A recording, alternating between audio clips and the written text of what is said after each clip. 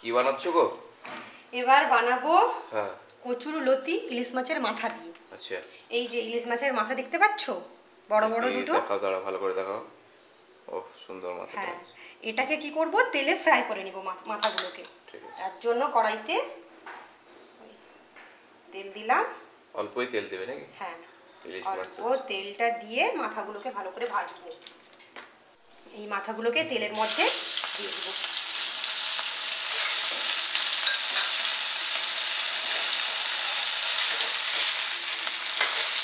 মাথাগুলো বেশ বড় বড়। বড় সাইজের। হ্যাঁ, ওই ইলিশটা মোটামুটি 1 কেজি 200 গ্রাম ছিল কালকে। হ্যাঁ হ্যাঁ, ওই ইলিশের মাথা। ভালো করে একদম ভেজে নেব, তারপরে লতি দিয়ে। মাছের ভাজা হয়ে গেল নাকি? হ্যাঁ, মাথাগুলো ভালো করে ভেজে নিয়েছি, এবার তুলে নিব। এই যে তুলে নেব। ভাজা কমপ্লিট। এবার এতে এই কালো জিরে নাকি? হ্যাঁ, এই তেলে কালো জিরাটা দিয়ে দেব, আর সাথে একটু কোচানো পেঁয়াজ, চেরা লঙ্কা এই তেলের মধ্যে দিয়ে দিলাম। একটু ভেজে নিয়ে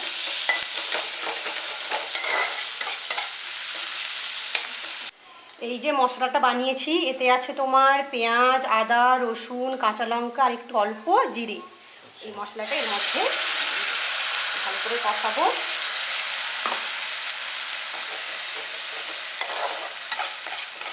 সুন্দর করে কষাবো। এতে অ্যাড করবো হালকা পরিমাণ মতো লবণ,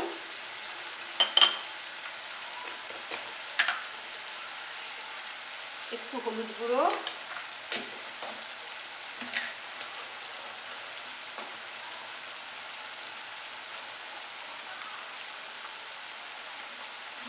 একটু কাশ্মীরি লঙ্কা কালার আসার জন্য হালকা,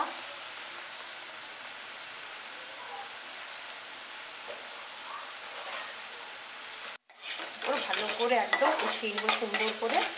ওই যে মাছের মাথাটা ভেজেছিলাম, ওই তেলটা আছে, আরও ভালো স্বাদ হবে। কালারটা তো হেভি দেখাচ্ছে। হ্যাঁ, ভালো করে একটু কষিয়ে নিই, তারপরে কালারও যেরকম হয়েছে স্বাদও সেরকম হবে, তাই বলে। এর মধ্যে মাছের মাথাগুলো দিয়ে দেবো, ভালো করে কষিয়ে নিব। এই যে দিয়ে দিলাম মাছের মাথাগুলো, মাখিয়ে নেব।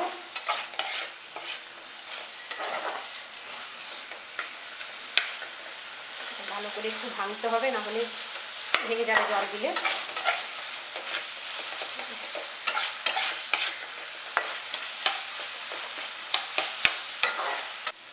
ভালো করে মাথাগুলো, ইলিশ মাছের মাথাগুলো ভালো করে ওই মশলার সাথে মিক্স করে নিয়েছি। এবার কি করব, এই দেখো লতিগুলোকে দেখাও, এই লতিগুলো এর মধ্যে দিয়ে দিব, কচুর লতিটা ভালো করে একদম সুন্দর করে মাখিয়ে নিব, গায়ে গায়ে করে নেব।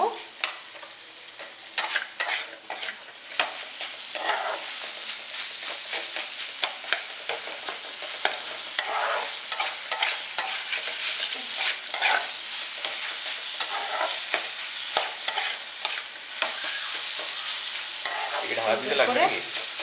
না না, ভাঙতে লাগবে না, হবে আসান হালকা হবে।